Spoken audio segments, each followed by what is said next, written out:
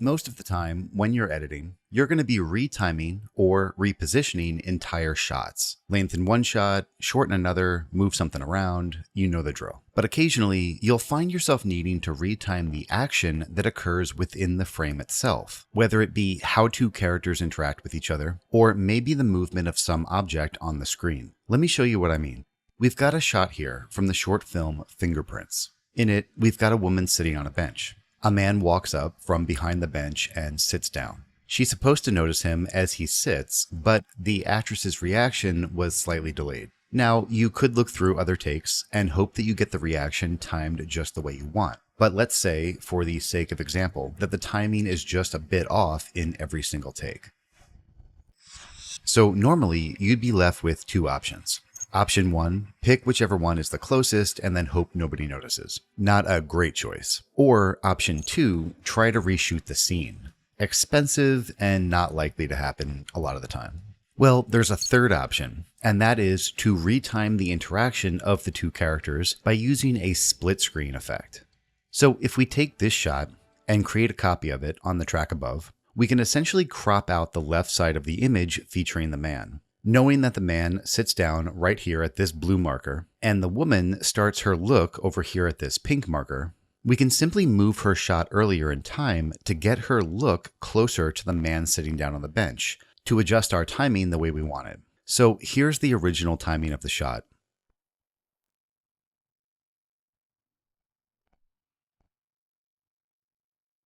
And here is our modified timing using a split screen effect.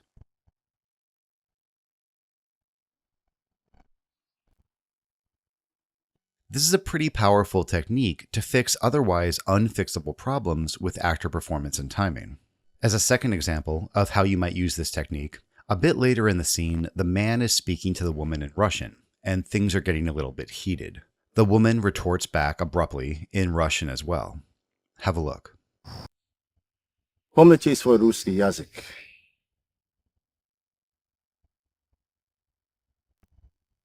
Помните, как говорят в русском языке правильно. Конечно. It might be a stronger moment and emphasize her character's response if we cut him off a bit and she talked over him. So we can make that happen with the split screen technique as well. Have a look at their interaction now. Помните, как говорят в русском языке правильно. Конечно. Nice, that works well. Now it seems like she's interrupting him. Now, in this rather basic split screen scenario, the camera was locked off or stationary, and there wasn't too much movement going on in the background behind the characters. Additionally, each character stayed completely on their side of the screen. Their arms did not cross over onto the other person, and they didn't cast any shadows on each other. This type of situation makes it really easy to retime a scene with a split screen effect like this. As I'm sure you can imagine though, if it wasn't such an ideal scenario, even with a slightly moving camera, things are going to get a lot harder. Now, I'm going to hand things over to Brian so he can walk you through the process of creating a slightly more advanced split screen technique in one of the scenes from our feature. We're going to be cutting scene 34 and implementing this technique in the process. In this scene, Alex is visiting a liquor store to pick up some alcohol, cigarettes, and a little paint thinner to clean up his silver nose from huffing spray paint in the hotel. He doesn't always make the best choices. All right, here we go. Here we are back in our Chapman timeline, and I've already strung together a series of scenes that have been worked on. I've already got a rough edit of scenes 19 through 34. That's why my timeline is not in the temp edit timeline, but in the more full master timeline that we prepped earlier on in this course. We're going to take a look at scene 34 here, where Alex approaches the liquor store and then walks up to the cash register and talks to the guy manning the machine.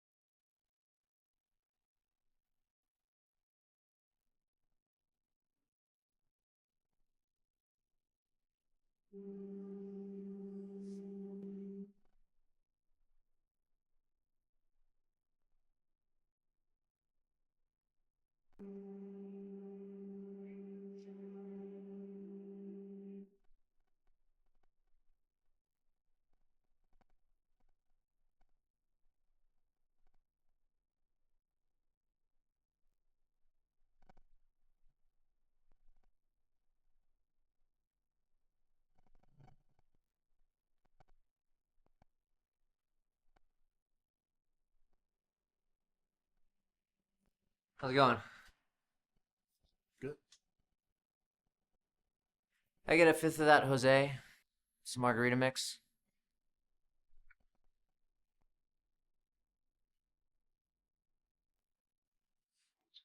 And 3 scratch tickets. And a pack of smokes. Got any paint thinner?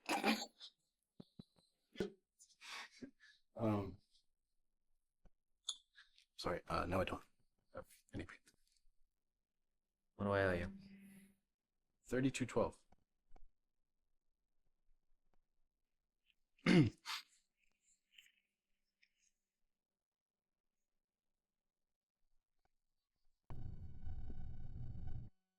Now, there's lots of really interesting things to say about this scene, from starting the scene a little bit later, to ending it a little bit earlier, to finding the balance between the comedy and the drama, and sort of playing up the dark humor that's inherent in it. But the thing that we're going to focus on the most in this scene is this continuity error.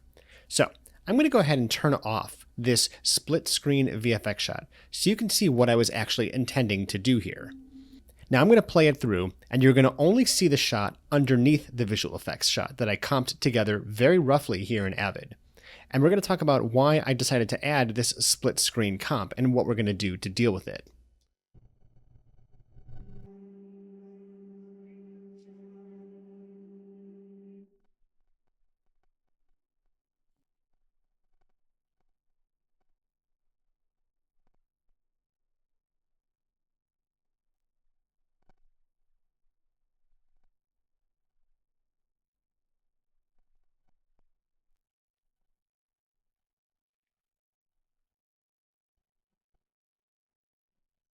Now, normally I would say it is not a big deal for this guy to have his arm up here in this point of view shot, and then when we cut to this angle here, this guy does not have his arm up because the focus of the shot here is Alex. But in this case, it is actually very important because what Alex is intending to do is steal some of these items back here, and he needs to make sure that this guy is not going to look up and catch him doing it.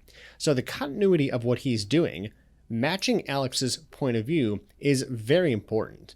And the reason that I can't simply shift this shot over is because he doesn't do the same thing in both shots, and there was no way to really match these two things up. This really is the right cut for the moment, and so we're going to have to fix this with some visual effects. So my solution was to take a copy of this shot right here, drag it up here, and then put a split screen, then shift the timing of it so that it looks something kind of like this. Now you can see I've just turned it on. You can see there's definitely a split screen right here where it looks a little bit funky. You can see that hard line. But now on the right hand side, his arm is up. So we're kind of getting more of a matched action between the two so that Alex's point of view matches the shot with Alex in it and his point of view in the same shot. And this plays all the way through as Alex steals the items, steals more items, and then walks towards the register. Now it also works to have Alex not in frame here at the beginning, so we don't have to worry too much about him changing his arm position and then matching up to this shot here. So when we leave this shot right here, he can be looking down and sort of looking in this direction. Alex enters frame right here, walks up to his mark, and then we cut to the reverse angle. And everything kind of stays the same with no interruption to the audience's perception of what's actually happening in the scene. But here's the thing. How do we deal with the fact that these two camera angles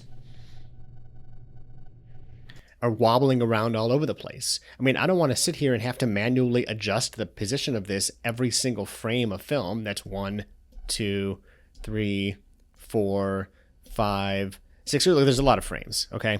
So I don't want to go through and do that for all of them. So we're going to have to tap into something a little bit more powerful than your editing software to actually accomplish this.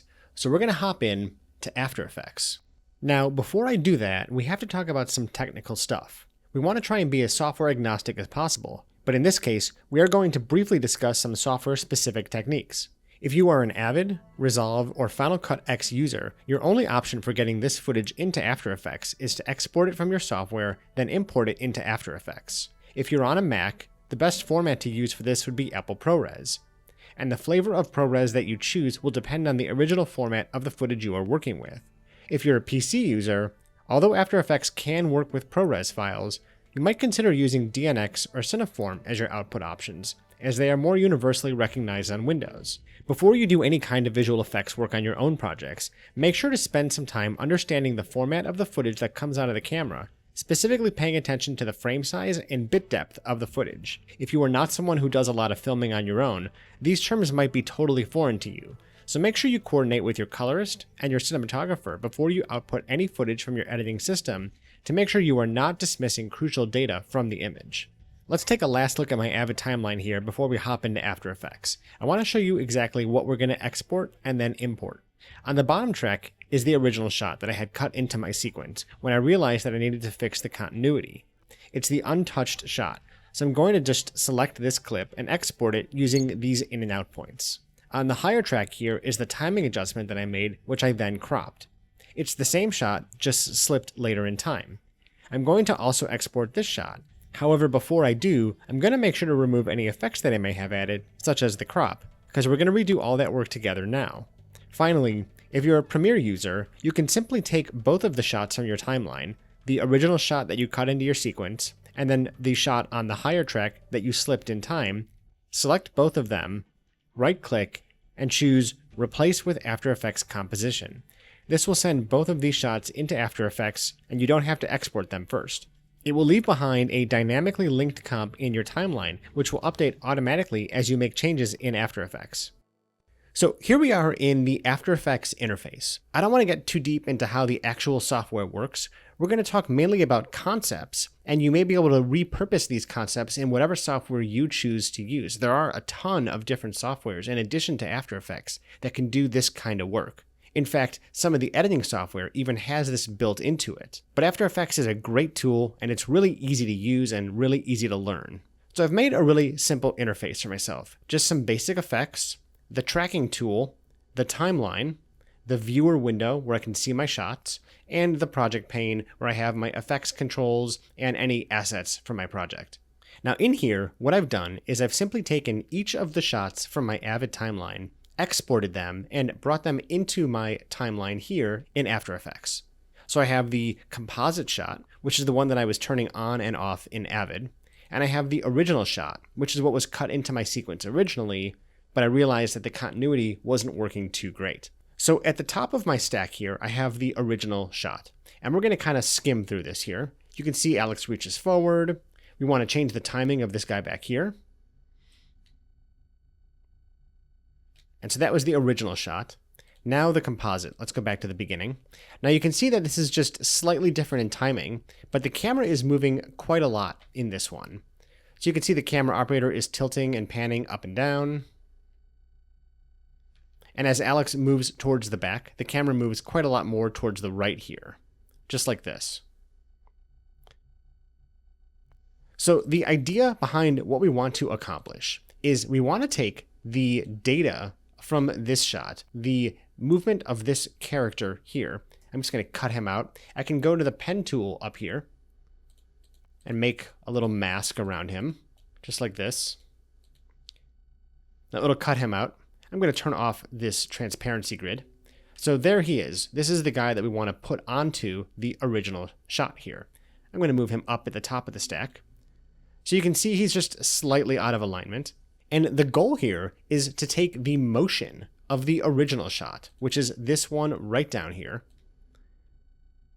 The little camera moves up and down, the little tiny ones.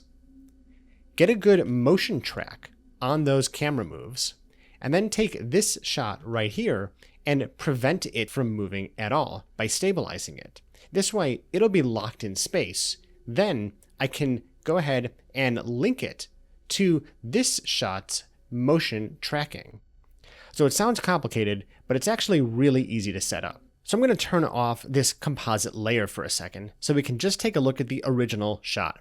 Now in my tracker tool, what I can do is I can choose to track the motion. I'm going to click track motion here, and it brings up this whole new window. It's a new tab right up here, and there has a little white box which says track point 1. I'm going to move this box over to something in the general area that I want to track. So I'm going to bring it over here.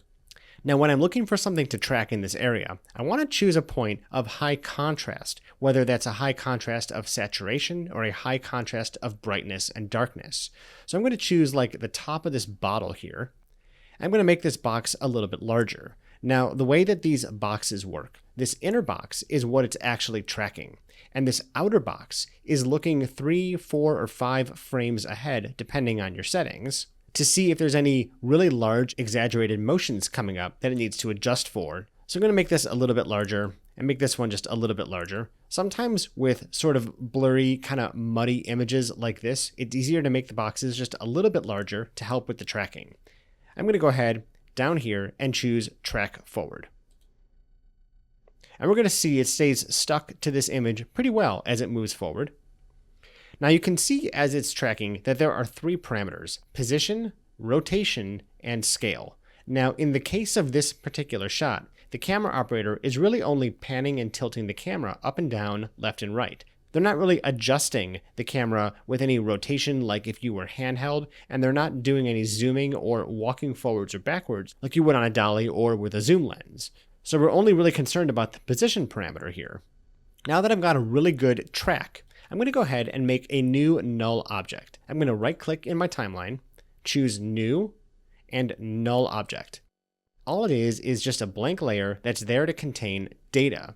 So I can expand this layer here. I have the transform properties, and you can see that I have an anchor point, a position, scale, rotation. These are terms you've probably gotten used to seeing in your editing software. Now, this original shot here, if I were to tab back over to the layer where the tracker is active, I can choose to edit the target of this motion track. I'm going to choose that null object right here, click OK, and then apply it to the null object. I'm going to choose yes to this option. And you can see what's happened here is that this null object now has all these keyframes on its position. And if I were to zoom out and kind of move over here a little bit, you can see there's my null object, and these are all the little keyframes. Every single frame now has a keyframe on it for every single frame of this shot. And it's a pretty decent track. Now we could adjust it later if we need to, but we probably won't have to. So this is a lot easier and a lot faster than trying to do this by hand, frame by frame by frame. Now that we have a really good motion track, you can see the red box stays pretty well stuck to the image here. As I kind of move forward, it stays in one rock solid position.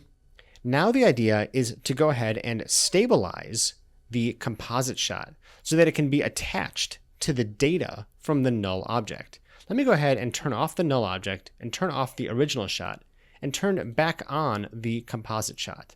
Now, just to make this a little bit easier, I'm going to expand it. This one has a mask on it. I'm going to expand that as well. I'm going to set the mask to none. This way, the mask will still be there, but it will be blank, so I'll be able to see the entire image. So this is the entire shot, and we're going to go ahead and stabilize this entire shot from roughly the exact same pixel, if possible. Let me go to the beginning here. I'm going to choose this layer. I'm going to choose to stabilize motion. I get that same thing. I get the track point with the window. I'm going to move it over and do the same thing. I'm going to choose the top of the bottle here, make it a little bit larger, make the outside one just a little bit larger, and go ahead and track forwards. And we should be good. Looks like it tracked really well. Now go ahead and choose apply, because with stabilization, the target is always going to be the original layer that you were tracking. So click apply, click OK.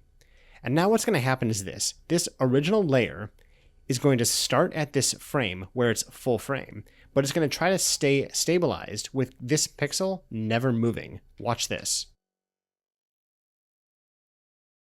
So everything around this area is going to move, but this area right here is going to stay pretty well stuck to this section.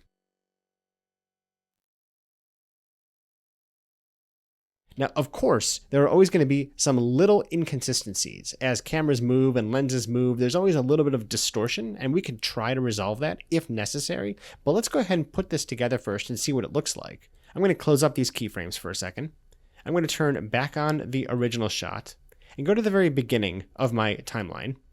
I'm also going to turn the mask back to add. So by expanding the mask here and changing this to add, I'll turn the mask back on. Now, the first step is to align this to the shot underneath it.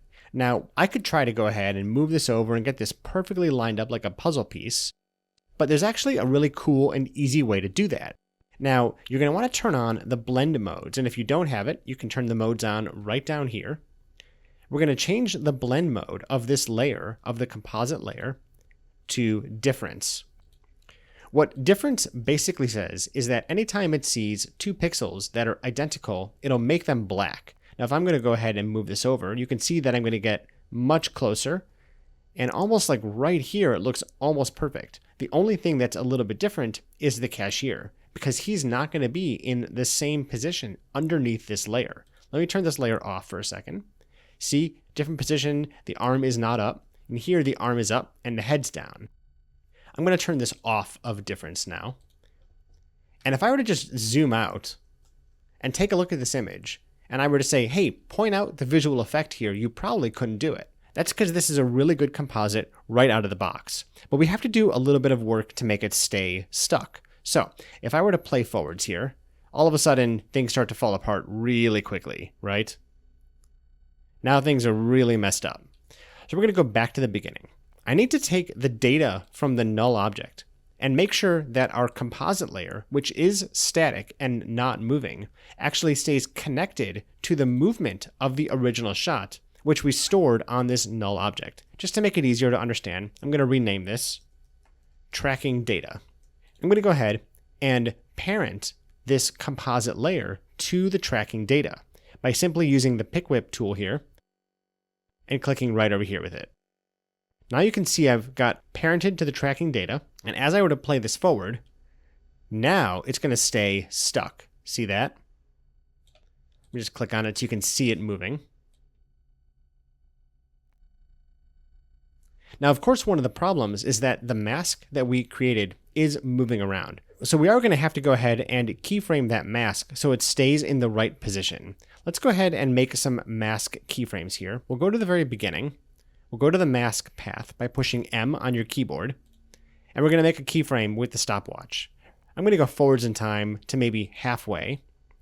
I'm going to move the mask over now, trying to keep it more or less aligned to the same spot, and I'll go to the very end and move the mask over just like that.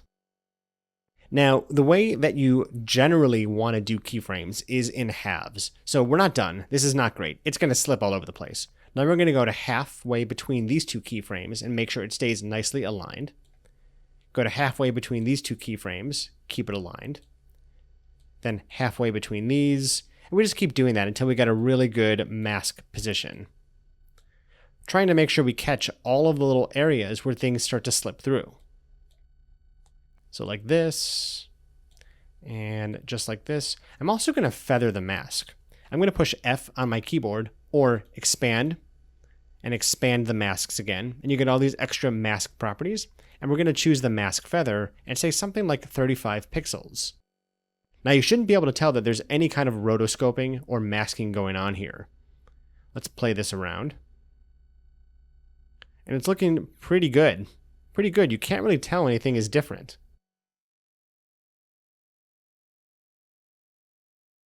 We're just going to finish the job of moving that mask around. Just like that. Looking pretty good. Halfway here. Now with fairly small moves like this, you don't have to do that much keyframing, but it's good to get it as precise as possible without making tons of huge movements. So just like this is good. Now, it should be looking really good.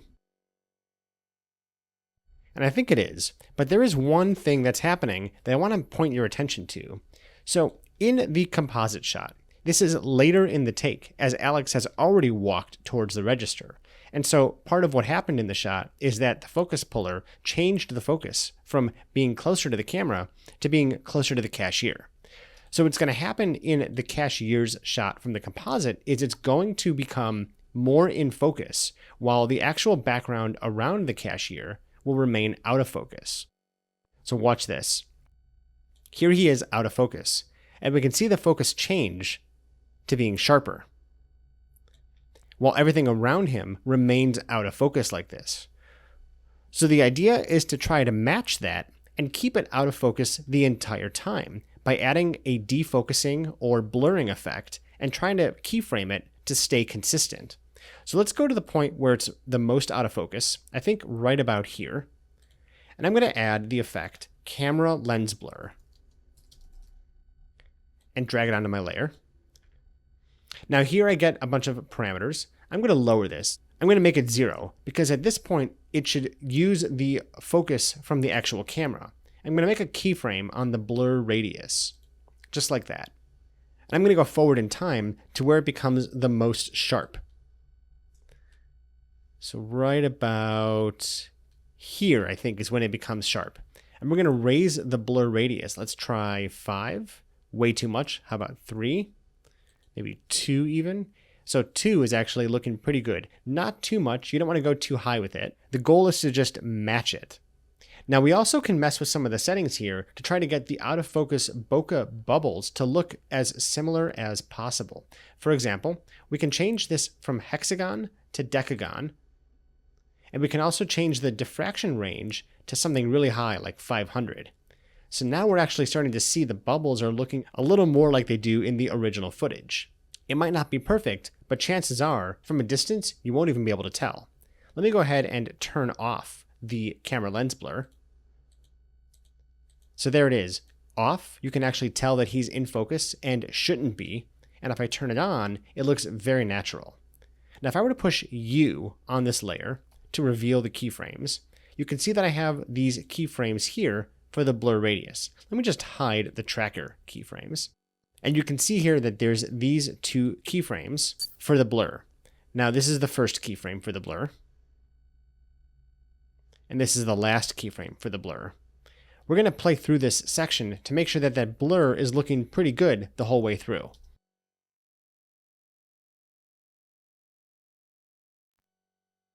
And it is. I don't notice anything weird about it. It doesn't catch my eye, and I'm still focused on Alex in the foreground here in focus. Let's go ahead and play through this entire shot now and make sure it's all looking pretty good.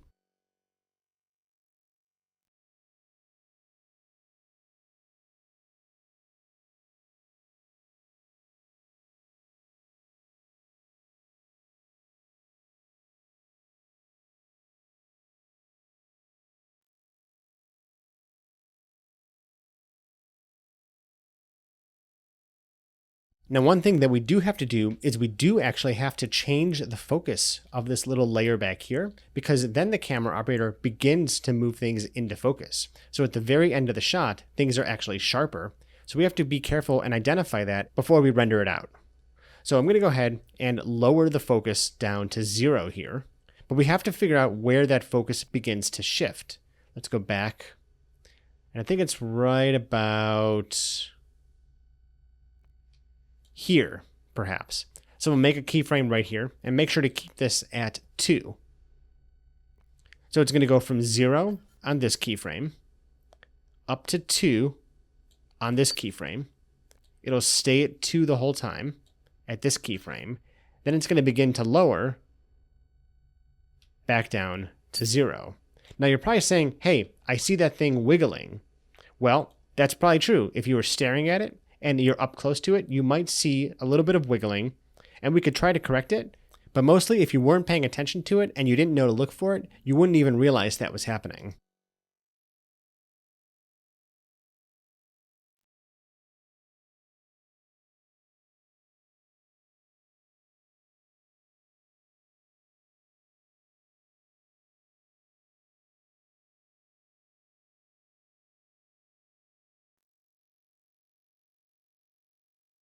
And just like that, it's looking pretty good.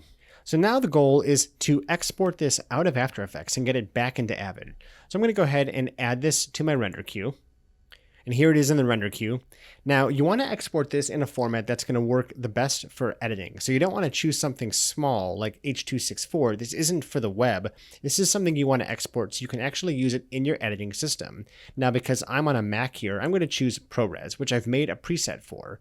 But you can also change this to DNX or Cineform, depending on what system you're using. To change the output settings, you simply click on the output module here. You get these settings boxes, and you can choose what your format is. I would say choose QuickTime, go to your format options, and pick the best one for you. So I'll use my ProRes preset. I'll choose an output destination and render this out for us.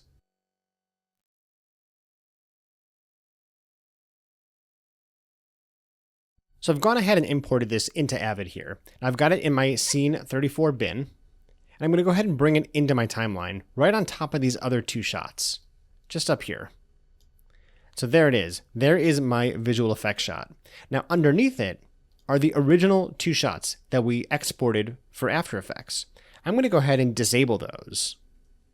I'm going to keep them though in my timeline. These are good to keep in case you ever need to track back to what you sent out to a visual effects person or to any visual effects that you did for yourself, just in case the edit changes at some point and you want to resend those shots and redo some of the visual effects work. I can also go to the note that I left on top of my footage, which is this effect right here, giving me just a little bit of information about what's supposed to happen and a time code to look at just for reference. I'm going to turn that off as well. And so now we have our shot that we worked on in After Effects back in Avid, and I've put it on the video track called VFX2. This is any shots that I've gotten back from my VFX vendor or that I have exported myself and put back into my timeline. If I were to zoom out and take a look at the scene from a high level, I would see that I have some shots here at the beginning, then I did some visual effects, and I received the shot back from visual effects, and then we keep going as normal. Now let's check out how this scene plays with that little change.